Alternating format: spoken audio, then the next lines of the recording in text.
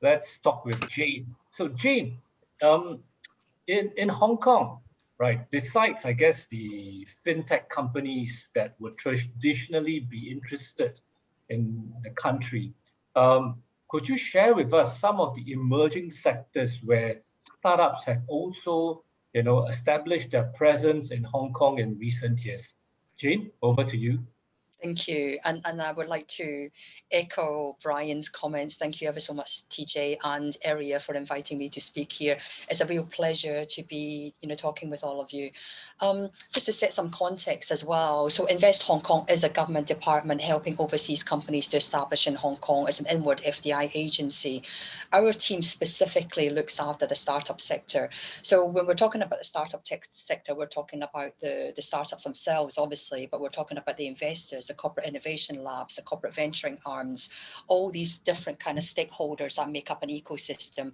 We support them and then provide them with information, connections, just whatever they really need to establish on the ground easily.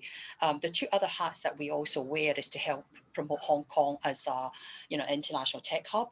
And finally, the third thing what we do is to try and build a strong ecosystem here in Hong Kong for tech and innovation to thrive. Now, as part of that task in terms of just trying to understand the ecosystem, how can we support it without knowing what that ecosystem is? We have been tracking the development of the ecosystem over the past 7 years, actually 6 or 7 years. We do a survey for Hong Kong, and it's probably, every time you read about specific startup numbers, it probably comes from our department, actually.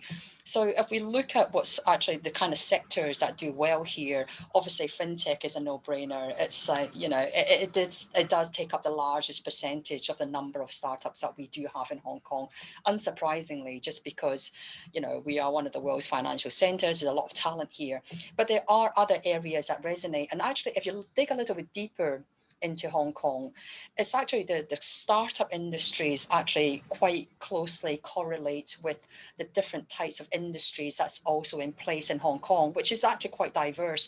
People always think of us as like finance, like property, or trading. It's a lot more than that.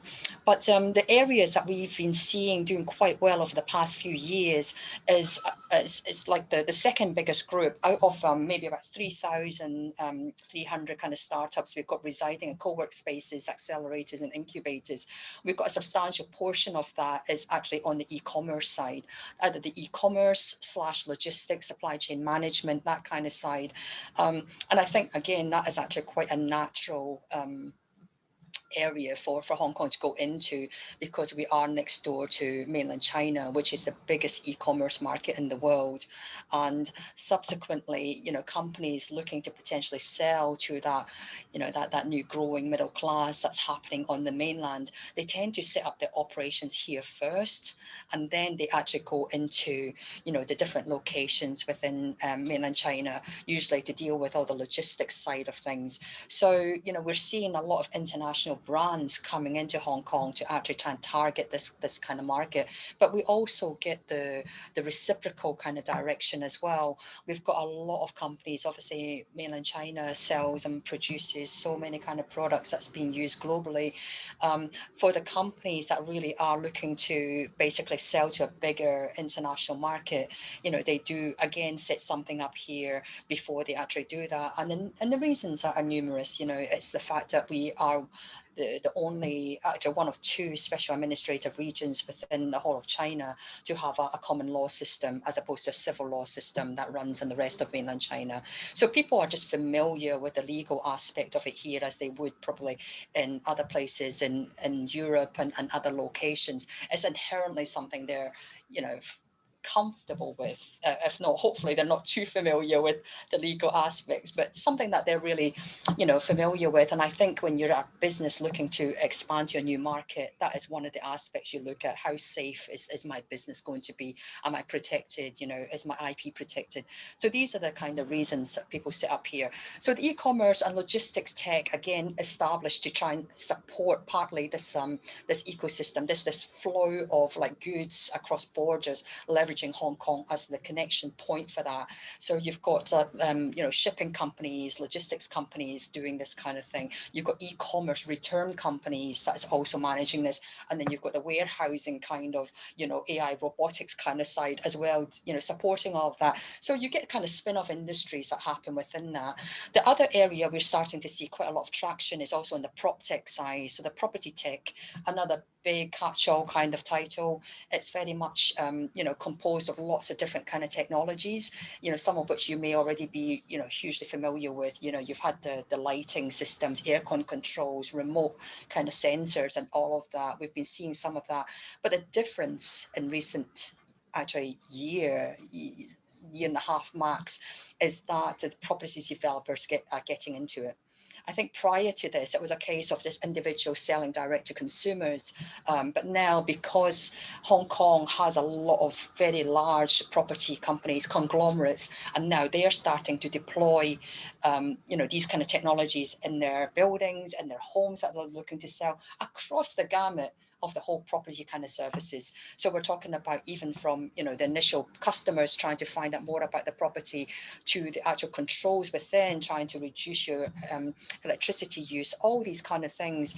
We're starting to see quite a lot of kind of resonance in that. And the other thing I wanted to mention about in terms of different types of industries is that Hong Kong, since January this year, Hong Kong startups have raised $1.7 billion in the first half of this year. We are one of those financial kind of fundraising kind of centers for a lot of startups as well. And if we look into the kind of areas where the biggest funding are going into, I mean, admittedly, a lot of them are actually going into very well established companies anyway, but the areas that we're also seeing where these investments are being made is across things like travel tech, for example. We've got enterprise software, we've got logistics, blockchain, decentralized financing, all these kind of things. So lots of exciting things happening, and I think there's actually a lot more opportunity within different industries than people potentially think. But yeah, I'll pass it back to you. Thanks, TJ. Thank you so much, Jayne, for giving us really that very flavorful overview of how things are in Hong Kong right now. Exciting, definitely sounds exciting. From your perspective, through your experiences, for Hong Kong specifically, and perhaps a little bit on Asia, what more do you think can be done for this space? For incubators, for accelerators, what more do you think can be done, Jayne? Gosh, so many things we need to do. I'm actually a massive believer that incubators and accelerators can really fundamentally help startup ecosystems. For the reasons that Cheryl mentioned before, that kind of education of entrepreneurs and founders, no matter what stage of ecosystem development you're in, actually, you can always learn more. And that's what's great about, something like an incubator, for example, that gives you, the basics. And there is a language to starting up a tech startup.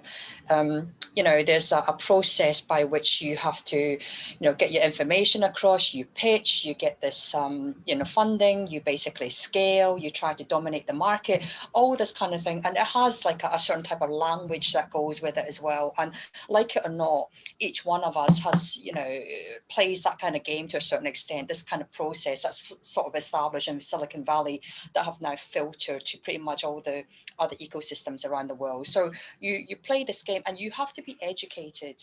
It's not good enough just to have that fantastic idea, having the tech brain or even the business brain or the experience to resolve that problem. You need to be able to articulate it in a way that, investors will buy into you, other people will buy into you, your customers, all of that. So the incubators are really good for that kind of basic information, in addition to providing, networks and stuff. And then we're talking about the accelerators, which is the next stage developing on from that, which takes them further. Sometimes they go deeper into a specific industry vertical, and other times they go basically just a lot of advice and mentorship and scope to actually propel them to expand in other markets. So you tend to get the more kind of like real deep industry knowledge, or you get ones that really help you scale globally to different kind of markets that suit your products. And both of these have a you know, massive roles to play in the development of an ecosystem. And also, you know, the point comes in also about publicly funded you know, accelerators versus privately funded versus universities. You know, what Brian mentioned at NUS, they've churned out some amazing companies, you know, really quite great. And, you know, we've been looking at some of these kind of companies who've also expanded into Hong Kong as well. So the universities have such a good and an important role to play in this as well, because obviously they've got the, you know, the talents that's already residing at the various locations. They've got the kind of mentors in place. You know, you've got these professors who have done these deep tech research, for example, or AI kind of information. In fact, 2 of our unicorns in Hong Kong was generated through the university route as well, you know, including SenseTime, which is one of the, I think it is the highest valued AI, pure AI unicorn in the world. It's worth something like, it was about 20 billion. I don't quite know exactly what it's worth now. So the universities have a really strong role to play in guiding their students and providing that safe environment for students to try different things and get that support. And once there is that kind of commercial application possibility, to actually really help them to scale and give them the kind of like propped up support in each of those steps to go international.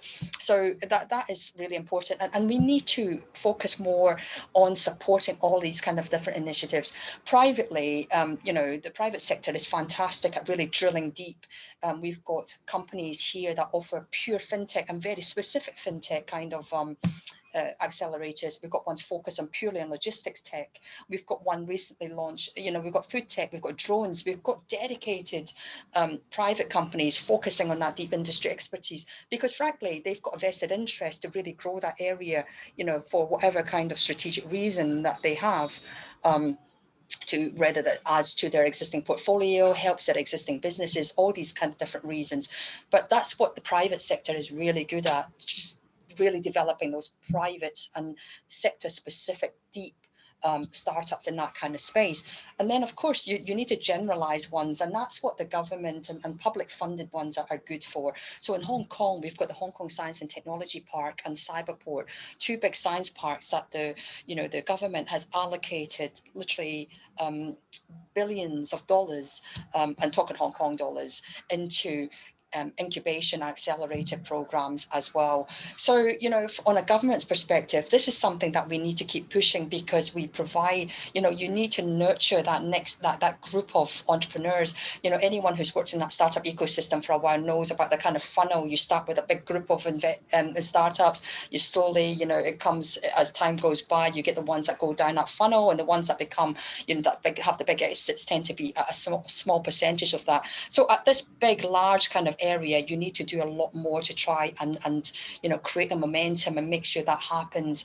So, you know, on the government side, certainly on the funding side, we need to support them, but we also need to support them in lots of other ways. We are constantly connecting different accelerators to important investor networks or to other kind of clusters that we think can bring value to them, because it's in our interest to actually support them. We're also like supporting the university accelerators. So for example, City University has just been just won you know, public funding to create 300 startups over 3 years. You know, to like get that kind of scale and a quality kind of startup, you do need a lot of support. And Cheryl mentioned earlier about that collaboration. That's the only way to do it. The only way for everyone to basically benefit is for them to collaborate and build a strong ecosystem, so that different kind of individuals or companies can thrive within that. So, you know, that, and we've been incredibly lucky in Hong Kong to have so many really good stakeholders involved in helping and basically, you know, paying it forward in the hope that with a stronger ecosystem that they would also benefit as well. And one of the platforms we've leveraged to try and bring all of that together on a regular basis is the Start Me Up Hong Kong Festival that we organise every year.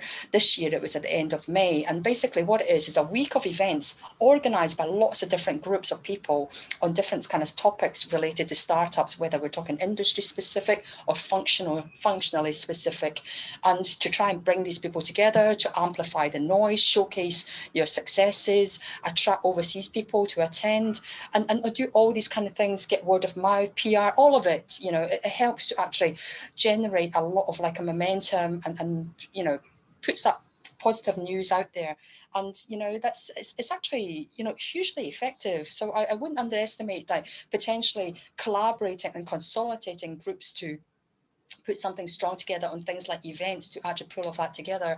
I mean, for us, for this year, we had about 40,000 people attend directly and another 250,000 views through streaming media. So the reach potentially, especially in these days of COVID and virtual kind of conferences, hugely useful. Leverage those, leverage the heck out of those, and, hopefully based on that, you can actually, really develop something really strong and compelling and, valuable for your city and for your university, your country, all these kind of things, which really does help the people on the ground ultimately at the end of the day. Thank you so much. Thank you so much, Jayne.